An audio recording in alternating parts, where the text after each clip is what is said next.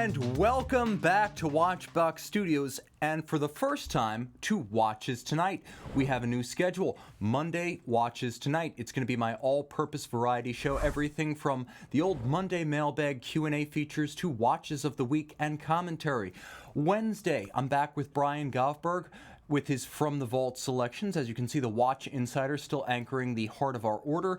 And Friday, a all-new program. Keep in mind, this one's at 5 p.m. U.S. Eastern with Josh Thanos and Jason Main. We are buying, trading, and selling every Friday with Josh and Jason.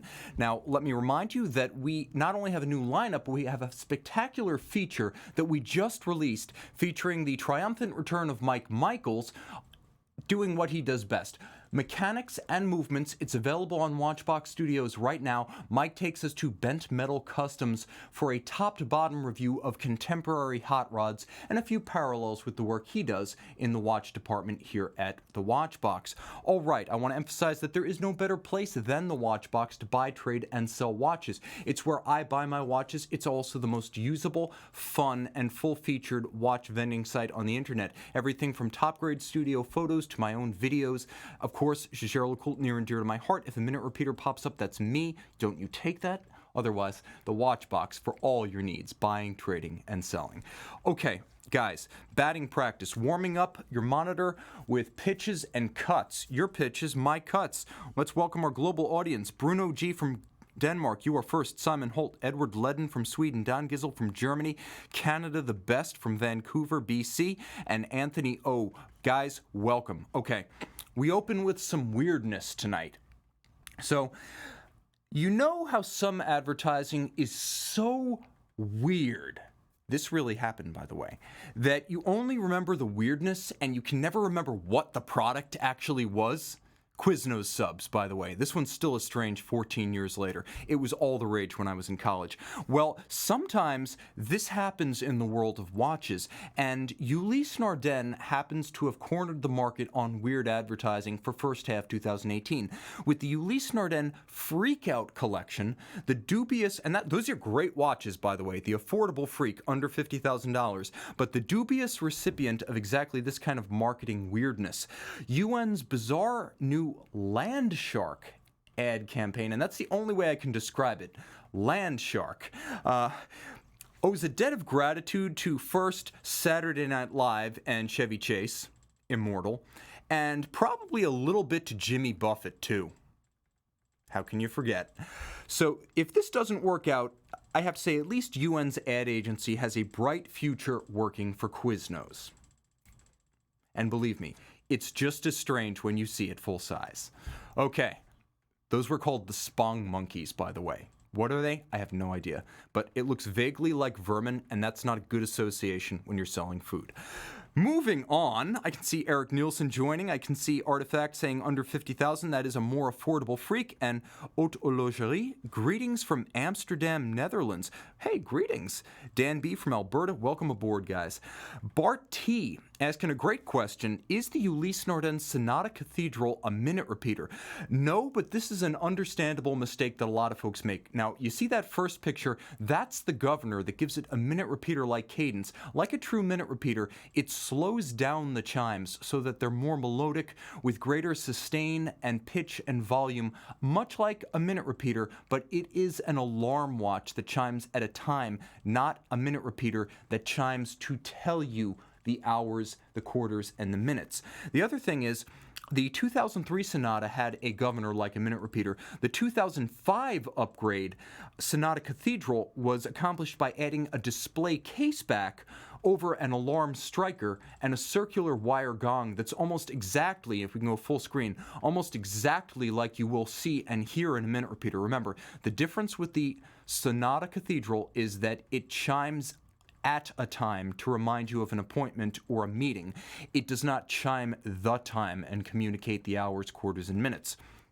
but an understandable mistake that actually flows into a thematically related question asked by Sven M. Tim, aside from JLC, what are your picks for top alarm watches on the market? That's a great question because there are some superb watches that actually offer a lot more functionality than the Jaquet alarms right now. And the Senator Diary, the Geo Senator Diary, is probably the most technically proficient. It does something that no other alarm does. You can set a time of day, but you can also set a day of the month, up to 31 days in advance. And if there's an uneven length month in there or you adjust the date, the watch will actually take that into account and reprogram the alarm to still sound on the right date at the right time. It also has a 24-hour scale for setting the alarm. So if you want to set it for 11 p.m. rather than 11 a.m. 31 days in advance, you can do that. 42 millimeters in automatic winding, that is a lot of capability, and no one else offers anything exactly like that. But the Breguet 7800 La Musicale is a 48mm monster that actually has a great deal in common with the Ulysse Nardin Sonata. Now, if we can go full screen on this one, this is a watch that is purposefully huge. It is basically a music box for your wrist. You can play either Rossini or Bach on demand, or you can set the watch to sound Rossini or Bach at a specific time. This is as grand as alarm watches get, and at over $100,000, it's also about as expensive as alarm watches get. Now, Blancpain, the Revi GMT. This is an awesome watch that is both a dual time and an alarm that can wind itself. Not just the time of day, not just the mainspring. It can wind its own alarm. A very cool watch, and I actually just posted a how to use this one on Watchbox Reviews.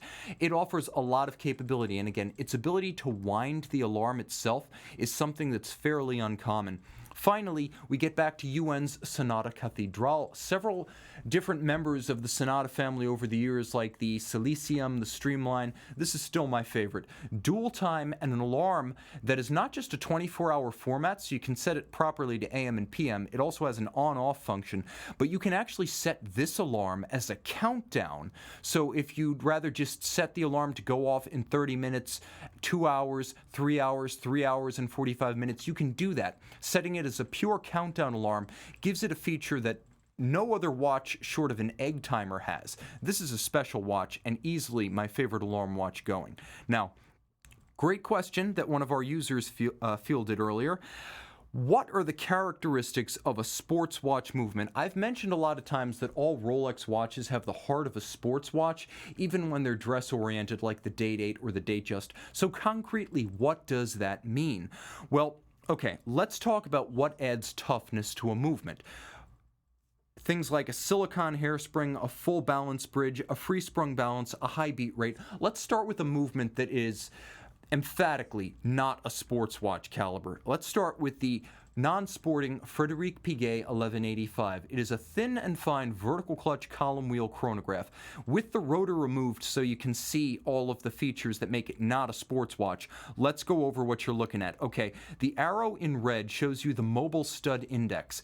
That mobile stud can move. It's used to set the regulation, the timing of the watch, faster or slower. The problem is if the watch gets shocked and that stud moves, as a result of the shock, the watch will no longer be keeping proper time. You're not going to see that on a true sports watch movement. Now, if we go to the balance cock, which is the yellow arrow, you can see how the balance is supported from one side. It's a cantilevered balance cock rather than a bridge that braces the balance from both sides. As a result, shock can have more of an impact that can affect the timing or even damage the pivots of the balance staff. So you want to have a dual anchored balance bridge, and we're going to see that in a moment. Finally, we have a green arrow, and the green arrow is not pointing to anything in particular so much as the combination of a ferrous hairspring, that is a metal hairspring that can be magnetized. A sports watch will have some sort of shielding or amagnetic silicon. It's also pointing to the balance in general. The balance in this watch beating at 3 Hz or 21,600 vibrations per hour.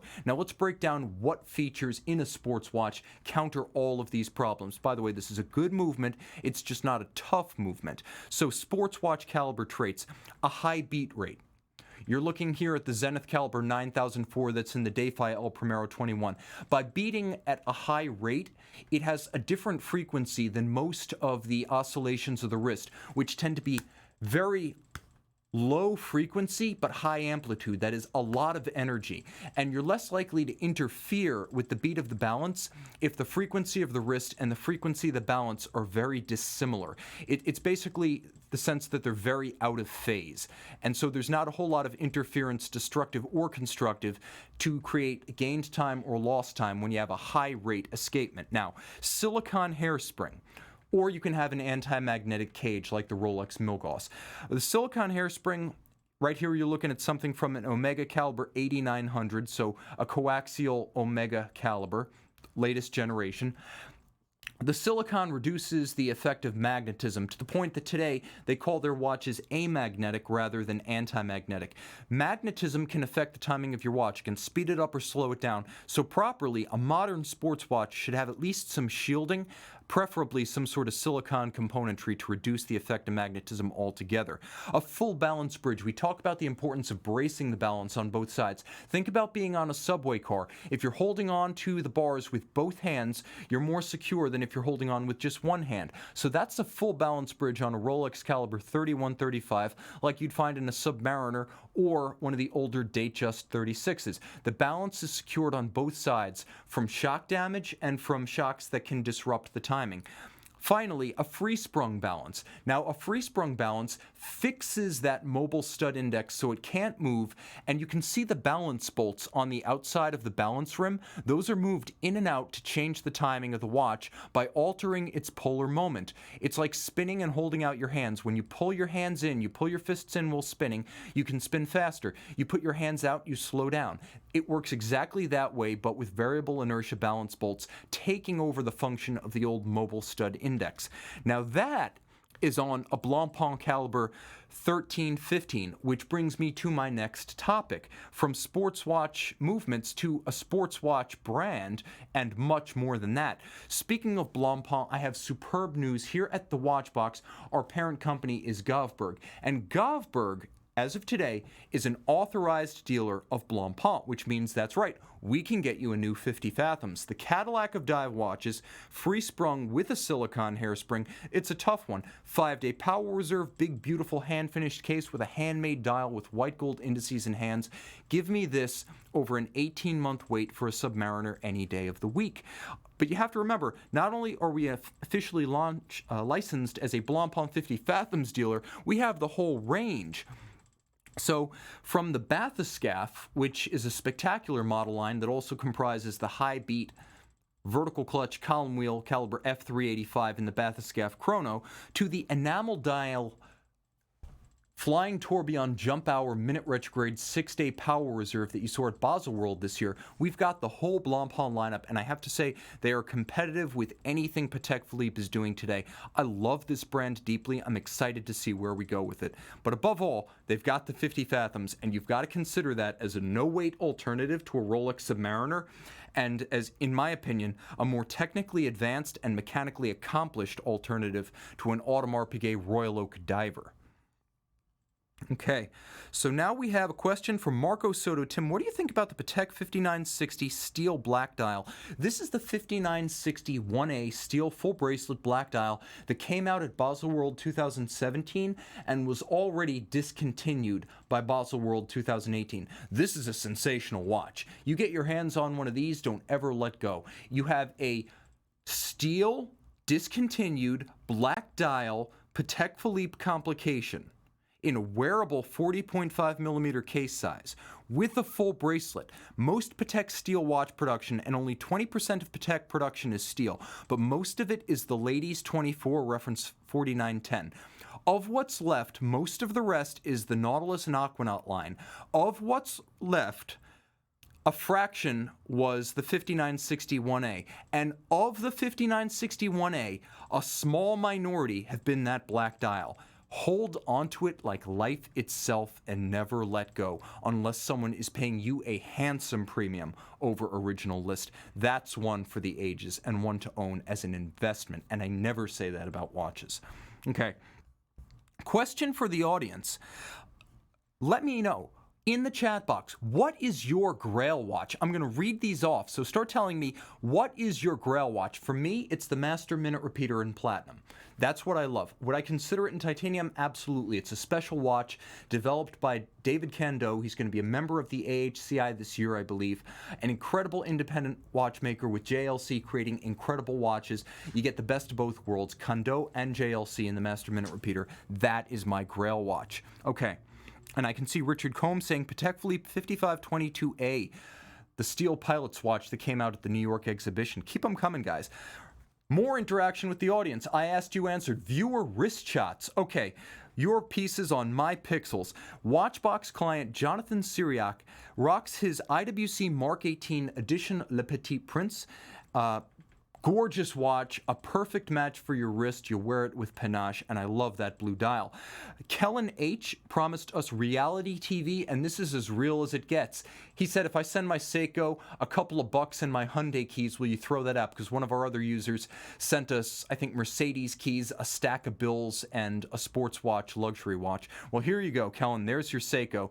By the way, JDM, Japanese Domestic Market Seiko, SCVE045 right there. We style even when we've only got Hyundai keys and $2.66 in change. Okay, and we're back to Neverland now with Paul V's Speedmaster Pro and his own personal Benz from Seattle, rocking it in the Emerald City. And Robert T. of Wales returns. He's a chronograph collector with his Royal Oak chronograph and his trusty McLaren that you saw in our last episode. Send your wrist shots to Monday Mailbag. Yep, we're going to update that at thewatchbox.com. Okay, guys.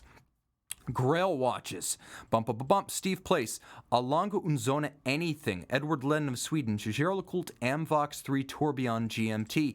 I can see Amadigi Degala saying, my Grail is a 1920s tank solo. And Shannon from Germany, Crador H2. I can see Artifact saying, my Grail is a Reverso Gyro Tourbillon. And Peter B. Blancpain X Fathoms. You must have a huge wrist to wear the X Fathoms. Keep them coming, guys. I can see Autologerie, Rolex Explorer, Space, and Dr. T, FP, Journe, Grande, and Petite Sonnerie. A great and discontinued legend. Keep them coming, guys.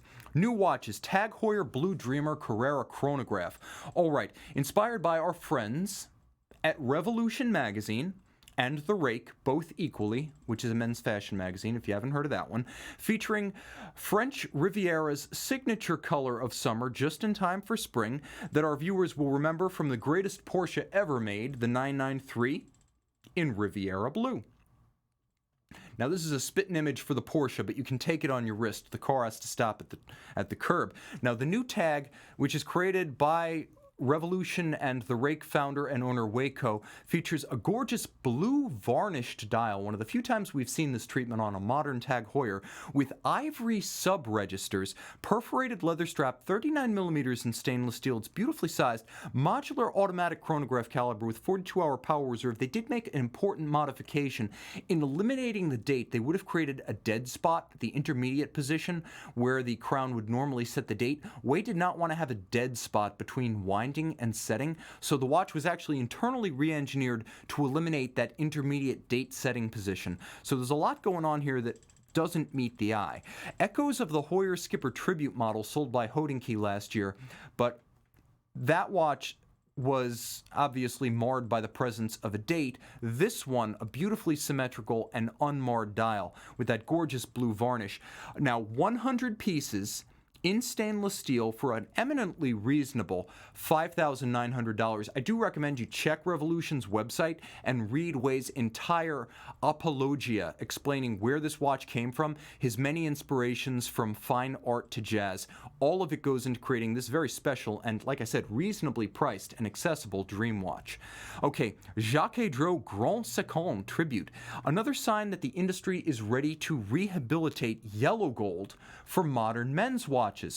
Now, this was first sneak peeked at Basel World 2018, but they're ready to talk about it in the open now. It is Jaquet Droz's first modern yellow gold offering, issued to celebrate 280 years, and make that 280 years in somewhat tongue-in-cheek finger parentheses because the brand was only re-established in 2001. So yes, 280 years since Pierre Jaquet Droz. Realistically, this is their first yellow gold watch since 2001, but it was worth the wait. All the same, Jaquet Droz is a revived brand and they have done wonderful things in that time. You have to say the Grande Seconde series has gained the most traction among their various efforts. The less said about the sport utility watches from the 2000s, the better. Enamel remains awesome, and this is something Jaquet Droz does perhaps like no one else in the industry except Patek Philippe. What's great about this one is that it is an ivory enamel. It's an absolute standout. It is Grand Faux, fired up to 20 times at 800 degrees Celsius. You can see a few splashes of color, gorgeous yellow gold hands on the ivory base.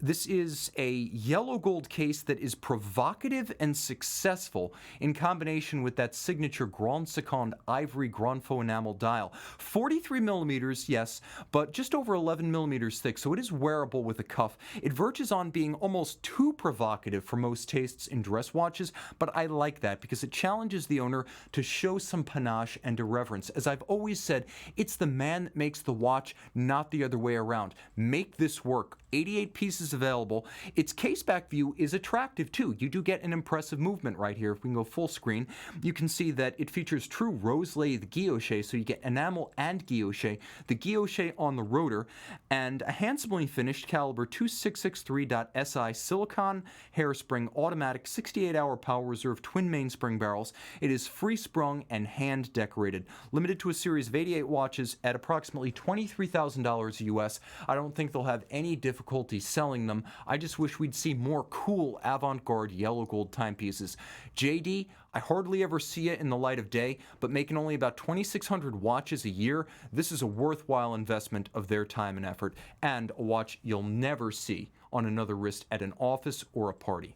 Okay, bump, bump, bump. I can see more Grail watches. Rich Buddy saying Grail watch Patek Philippe 3940, so a 90s perpetual calendar.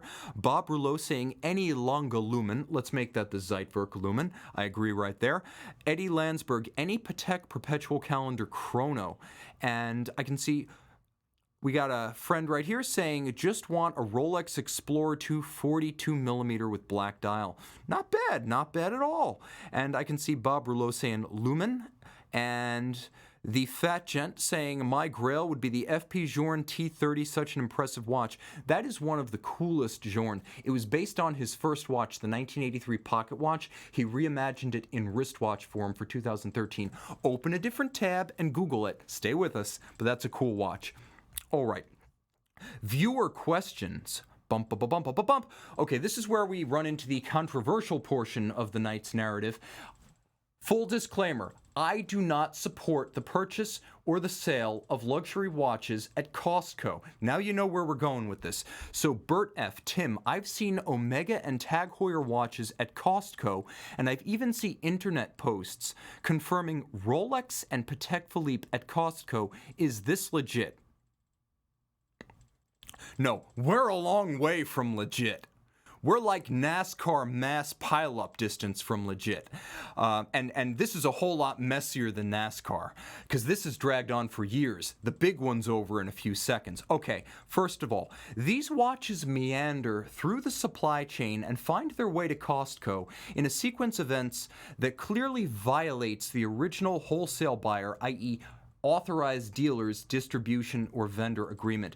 These watches should not be stacked alongside gallons of mayo. It shouldn't happen. Someone did something that was prohibited at some point in the supply chain. Now, there was a long lawsuit that ambled through U.S. courts from about 2008 to 2015 on appeals, in which the Swatch Group, principally Omega, went to the mat trying to end this. Ultimately, Costco won, but the whole episode lifted the veil on how those watches actually find their way into the cases at a basically mass market wholesalers point of sale, without factory warranty, without aftermarket warranty, without pre-owned warranty. Basically, watches that are neither new or pre-owned masquerading as new watches. Okay, neither new nor pre-owned. Now, at our company, Watchbox is pre-owned.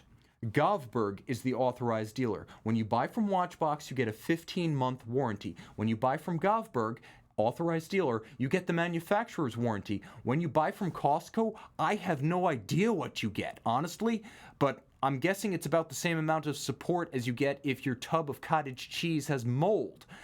But they can't just give you another one when it's a Patek Philippe. This is a problem, and I discourage anyone from testing those waters. It's just not worth it. No one knows how old those watches are or where they've been. So no one loves Costco more than I do. Let me assure you of this. No one loves Costco more than I do, and that's my average load of cottage cheese, bananas, oatmeal, and black beans to prove it.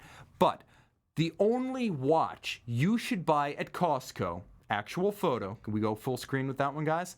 The only watch that you should buy at Costco is the one sold alongside the stacks of protein bars.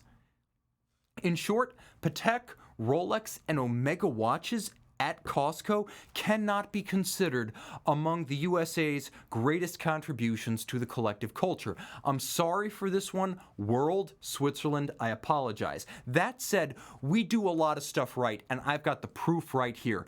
What have we got? Well, we've got Hogzilla Hoaxes. That's right. The next redneck hunter to kill a 1,400-pound Hogzilla coming to you live over social media, thanks to the U.S. subculture. We've got the personal nuclear bazooka. This actually existed. It's a big blunderbuss that you could carry with one man and a Jeep, only it fires a nuke. What could possibly go wrong? We've got the Texas Roadhouse 72-ounce all-you-can-eat steak challenge. What do you win? Another steak. We've got diet dog food, because here, even our pets are overweight. Isn't that pug adorable? We've got just the ticket for your fat pug. Now, your corpulent canine is not the limit. No, that would be Robosaurus Rex. It can rip a car in half and set it on fire. Win. We've got zombie movies par excellence, monster trucks, and zombie-themed monster trucks. That's right, we go all out. Okay, best article of the week. We come to our conclusion. This is the one you've got to read if you're just going to read one. Insights into the industry. Best article of the week, link in the description, by the way, is where I highlight the best piece written within the sphere of watch journalism concerning the industry, people, products, or events. And this week, the best article of the week is a new examination of the Swiss watch industry. You're looking at Richemont's Geneva headquarters, by Keith W. Strandberg of Revolution magazine. Expert commentary and actual write-it-down statistics concerning the marketplace share, volumes, and the 6 luxury brands that dominate the Swiss watch space. Reviews and analyzes and really gives you a wonderful digest of a study by Morgan Stanley and LuxeConsult. Actual numbers about who makes what and how much. Now, in-depth graphics here, if we can go full screen, but in-depth graphics in this article draw stark contrasts between the size of the whales and the minnows in the space, and who makes up how much of the industry. So, how big is Rolex relative to Swatch? It's there. How large is AP compared to Patek Philippe? It's in there. How large are individual brands within Swatch or Richemont? If you break them out from the luxury groups, that's there. They give you the top 20 brands in a separate chart, ranked by revenue. Would you believe Tissot is bigger than Audemars Piguet, that Longines is bigger than Patek Philippe, or that Rado, this was a shock to me, is bigger than Breitling? It's all in there with graphs that you can save for infinite reference forevermore from one of the hottest publications in the industry, expertly analyzed and summarized by Keith W. Strandberg. Go beyond forum hearsay and amateur speculation about production value and market share with numbers from the pros, lucid discussion from a writer who has distilled it all again to a digestible executive summary that'll take you 5 minutes to peruse. Okay. Viewer wrist shots. I asked, you answered. Let's bring this one in. Let's fly it home, land it. Jobber A sports an FP Journe Sonograph anniversary, a gorgeous rose gold accented titanium boutique piece. Richard R composes in silver and gold with his Cash and Connie, the counterpoint to our Seiko before. Nicely arranged, Richard.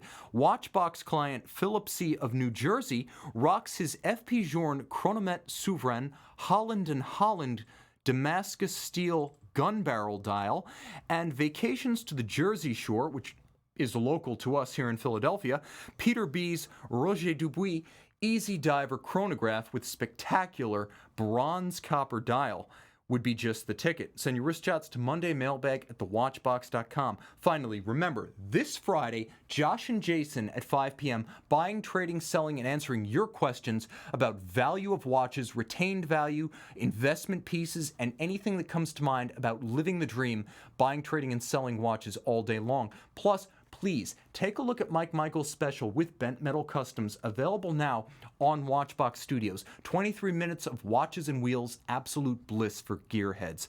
Comment and subscribe if you don't already, and follow Tim_Mosso on Instagram, because I would really appreciate it. Until then, guys, thanks a lot. This is Tim signing off from our first episode of Watches Tonight, and thank you to everyone who is a part. You make the dream possible for me and my crew. So on behalf of the crew, thanks a lot. Time out, Tim out.